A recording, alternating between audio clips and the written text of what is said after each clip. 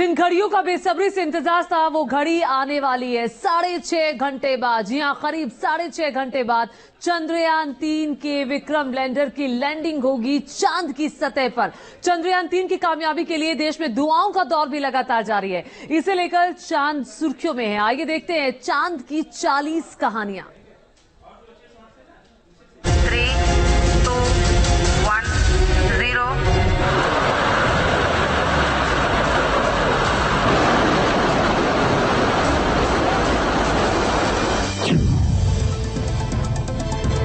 चांद के बेहद करीब पहुंच चुका है भारत का चंद्रयान 3। इसके 3 हिस्से में से प्रोपल्शन मॉड्यूल से अलग होकर लैंडर अब चांद के बेहद करीब पहुंच चुका है और आज चांद पर इसकी सॉफ्ट लैंडिंग होनी है। सॉफ्ट लैंडिंग के बाद लैंडर के रैंप से प्रज्ञान रोवर निकलेगा और चांद की सतह पर चहलकदमी कर वहां के आंकड़े जुटाएगा, जो आगे रिसर्च में बेहद काम आने वाले हैं। मिशन की कामयाबी पर भारत चांद पर पहुंचने वाला चौथा देश बन जाएगा, इतिहास रचा जाएगा। भारत ऐसा करने वाला पहला देश बन जाएगा क्योंकि चांद के दक्षिणी ध्रुव पर अब तक कोई देश अपना मिशन नहीं भेज पाया है। इससे पहले रूस का मून मिशन लूना 25 नाकाम रहा, लेकिन भारत के चंद्रयान 2 वाले सबक ने इसके ताजा मिशन को पहले से ज्यादा फुल प्रूफ बनाया है। चंद्रयान 3 के लिए इसरो ने प्लान ए के साथ प्लान बी भी तैयार कर रखा है, यानी हर हाल में कामयाबी निश्चित है। 3,900 किलोग्राम वजन के इस यान को बनाने में 615 करोड़ खर्च हुआ। चांद तक पहुंचने के लिए इसे 40 दिन से ज्यादा का वक्त लग रहा है। चंद्रयान 3 में ऑर्बिटर की जगह प्रोपल्शन मॉड्यूल का इस्तेमाल किया गया, जिससे नेविगेशन में मदद मिली है।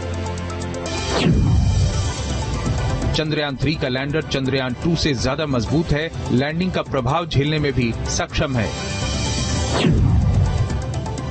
मिशन कामयाब होने पर पूरी दुनिया में भारत का मान बढ़ेगा। स्पेस पावर बनने पर दुनिया भारत का लोहा मानेगी। चांद पर भारत का चंद्रयान 3 सबसे कम खर्च वाला मिशन है। ऐसे में कामयाबी मिलने के बाद कई देश भारत से तकनीकी मदद मांगेंगे। भारत ग्लोबल स्पेस मार्केट में और मजबूत उपस्थिति दर्ज करेगा और इसका कमर्शियल फायदा भी देश को होगा। चांद पर अब तक अमेरिकी एस्ट्रोनॉट्स लैंड कर चुके हैं। रूस और चीन के मिशन सक्सेसफुल हो चुके हैं। अब भारत ऐसा करने वाला चौथा देश बनकर इतिहास रचने जा रहा है। चांद पर जीवन की संभावनाओं की तलाश के साथ ही रिसर्च के लिए भी कई देश ऐसे हैं जो मिशन मून पर लगे हैं। इनमें जापान, इजराइल, साउथ कोरिया जैसे देशों की लिस्ट लंबी है। चंद्रयान 3 को इसरो के साइंटिस्टों की टीम ने आंध्र प्रदेश के श्रीहरिकोटा के स्पेस सेंटर से 14 जुलाई को लॉन्च किया था। ALVM-3M4 रॉकेट ने चंद्रयान 3 को सटीक कक्षा में पहुंचा दिया। चांद का दक्षिणी ध्रुव बेहद खास है क्योंकि यहाँ बर्फ मिलने की उम्मीद है। अगर यहाँ बर्फ मिलती है तो पानी और उससे ऑक्सीजन और हाइड्रोजन प्राप्त हो सकता है। वैसे चांद पर रहना बेहद मुश्किल है। वहाँ भारी मात्रा में रेडिएशन है। चांद की सतह प्लेन नहीं है। वहाँ कई क्रेटर यानी बड़े बड़े गड्ढे हैं, यानी बेहद ऊबड़ खाबड़ सतह है चांद की। दिन के समय चांद का तापमान 100 डिग्री सेल्सियस के पार पहुंच जाता है, वहीं रात के समय तापमान 100 डिग्री सेल्सियस के नीचे होता है। हैरानी है कि जब चांद पर न हवा है, न पानी है, न पेड़ पौधे और न ही जिंदगानी है, फिर भी दुनिया भर में चांद पर जाने की होड़ मची है। चमकता चांद रातों को रोशन करता है, शीतल लगता है, बच्चों के लिए चंदा मामा है, तो इस पर मोहब्बत की कई नज़में लिखी गई हैं। 14वीं के चांद को लेकर तो कई शायरी और मशहूर हिंदी गाना भी है।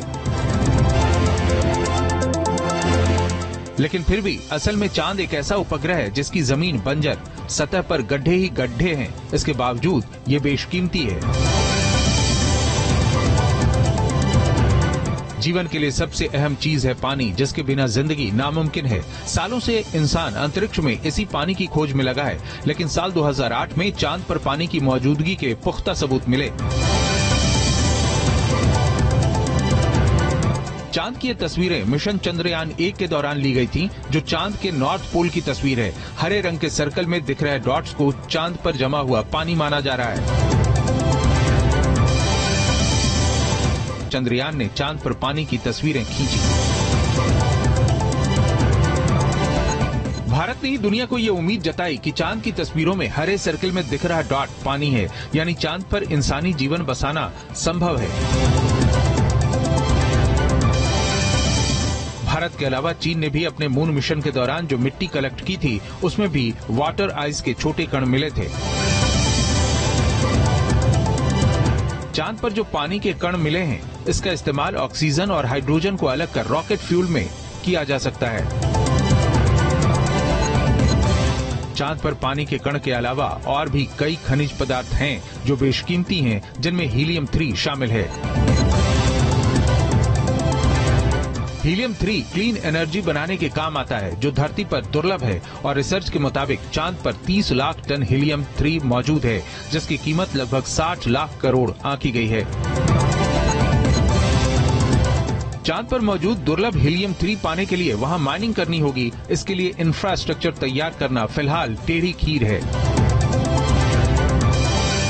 इतनी जानकारियों के बावजूद आज भी चांद बड़ा रहस्य बना हुआ है। अपोलो 11 चांद की चट्टानों से इकट्ठा की गई 50 पाउंड मिट्टी लेकर आया था।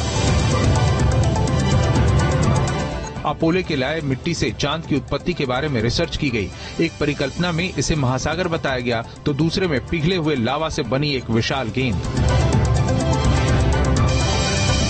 दशकों बाद ऐसी परिकल्पना सामने आई कि चंद्रमा का जन्म धरती से ही हुआ है, मगर इस परिकल्पना को आज तक आधा अधूरा माना जाता है। चंद्रमा पर अक्सर भूकंप आते रहते हैं, जिन्हें मून क्वेक भी कहा जाता है। सतह पर उतरे अपोलो एज के सेसिस्मोमीटर्स ने 1969 से 1977 तक इन झटकों को मापा।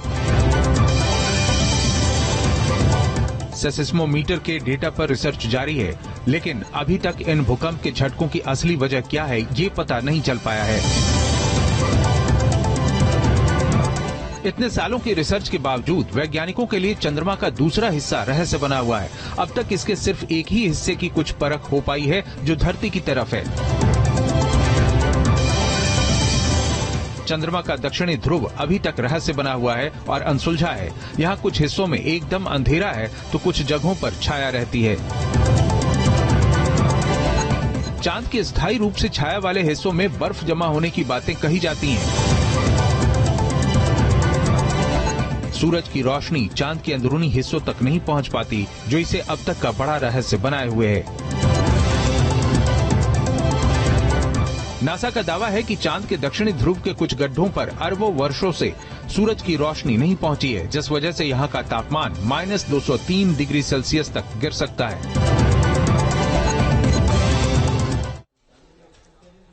तो ये थी चांद से जुड़ी वो 40 कहानियां जिसके बारे में कम ही लोग जानते हैं। देखिए, भारत के मिशन मून की कामयाबी के लिए देश भर में दुआओं का दौर जारी है। देश के हर कोने से चंद्रयान 3 की सफलता के लिए प्रार्थना की जा रही है, दुआ की जा रही है। तस्वीरें लगातार हम आपको दिखा रहे हैं। भारत का चंद्रयान 3 अभियान हम सबके लिए बहुत ही महत्वपूर्ण है। हमारे देश के वैज्ञानिकों ने भारत का नाम ऊंचा किया है और आज भी वो सबसे सस्ता, सबसे कम समय में होने वाला और दुनिया में भारत की शान को बढ़ाने वाला ऐसा ये आज चंद्रयान अभियान चल रहा है। मैं उसके लिए अपने सारे वैज्ञानिकों को बधाई भी देता हूं, शुभकामना देता हूं।